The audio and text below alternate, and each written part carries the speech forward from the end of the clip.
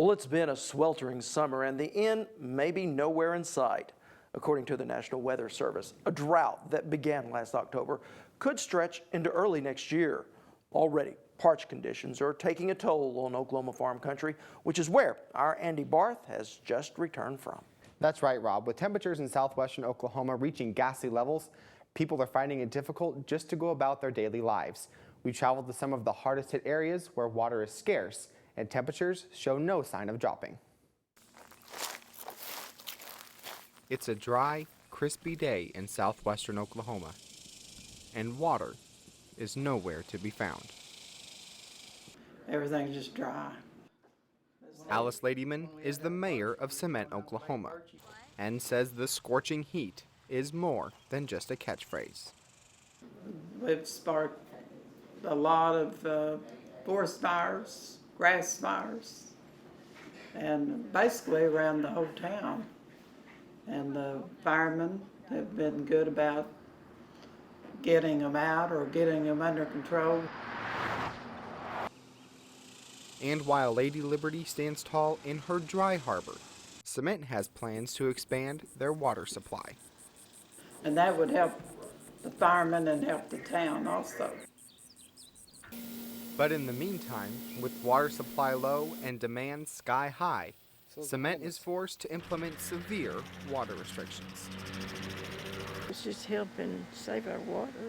Clara Whedon has lived in Cement for 65 years and says this drought is one of the worst she has seen. They just this last week decided which one could water. I just know that we can water on the odd days and the others can water on the even days. Water that proves to be a delicacy here in southwestern Oklahoma. And according to District Conservationist Danielle Whaley, that delicacy is becoming more and more scarce. I had a really smart rancher tell me one time that he didn't grow cattle and he didn't grow horses, he grew grass. And we can't grow grass right now.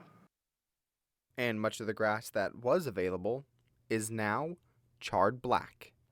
And for Whaley, education is key when preventing these fiery outbreaks. As a conservationist, I'm trying to urge brush management because with the wildfires, a lot of residential landowners aren't aware that those cedar trees that look green all summer long and all winter long are real pretty are a huge fire danger to their house. And these pretty looking Christmas trees pack a mean punch during fire season. They're very volatile as a dry fuel, can spark very easily. An ember from a cedar tree can travel for a long way before it lands and stay an ember and not go out. So it can spread greatly with a lot of cedar trees in one area. And Whaley says if they can hold on, there is a glimmer of hope ahead for producers. We're also working with FSA, which is the Farm Service Agency, is offering a program called the Livestock Forage Program. It's available to beginning farmers and ranchers and to socially disadvantaged producers to come in and get assistance for land that they own and for the number of livestock they have. Basically, they're just going to be cut a check to help them offset the cost of hay. It doesn't 100% pay for the cow or the calf, but it's going to offset the cost. And one producer who qualifies for the program is cattleman and state trooper Brent Lancaster. Usually we'll have a spring and in the summer and some rains, and then the grass will allow the grass to grow, which will provide proper nutrition for the cows.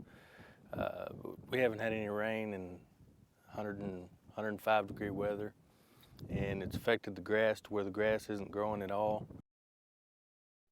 Now, Lancaster is fortunate to have a few ponds with water still in them, but he fears they won't last long.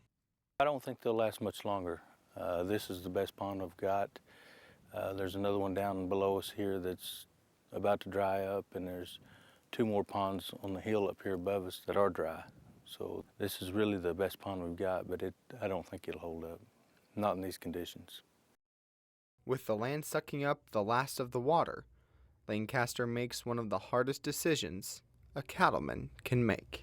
We had about 50 to 60 cows, and the toughest decision we had to make was to sell the cows That's our income, that's our money, the way provides a source of income for us. So selling the cows was a pretty tough decision because we rely on that, and it's a fun family operation for us, and the kids like to do it, and that's been a tough decision to make a decision to sell some cows. It's sale day at the Apache stockyards.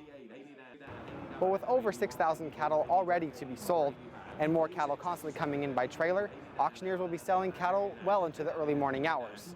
It's clear that this drought is taking a toll not only on the cattle, but the producers as well. With trailers backed up to the road, producers and their cattle are left at a standstill in the 113-degree heat. The drought has forced them to wait in a line they don't want to be in. Not much you can do. Running out of water, hay, no prospect for rain. And quickly running out of choices. I think I'm gonna sell everything I got. And as the trailers keep rolling in, the cattle are penned in back, waiting for their brief moment in the sale ring. But not all cattle producers are having to face the fear of dispersal. Cattle producer Justin Meyer says smart grazing and diversification is key when surviving the drought.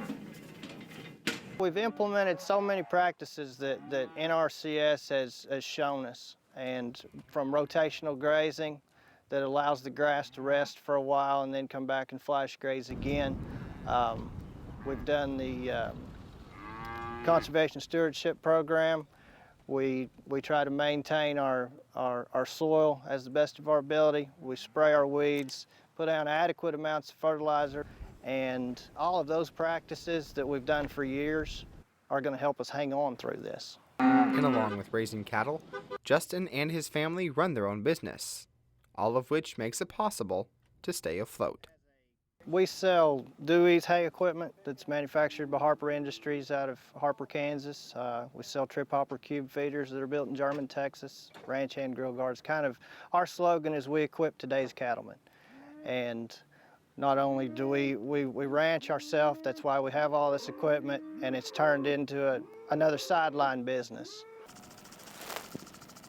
From intense water restrictions to regrettable high-volume cattle sales, the drought in southwestern Oklahoma is taking its toll on everything it touches.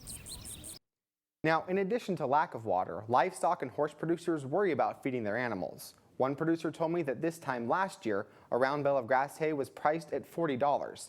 Now, it's around $120.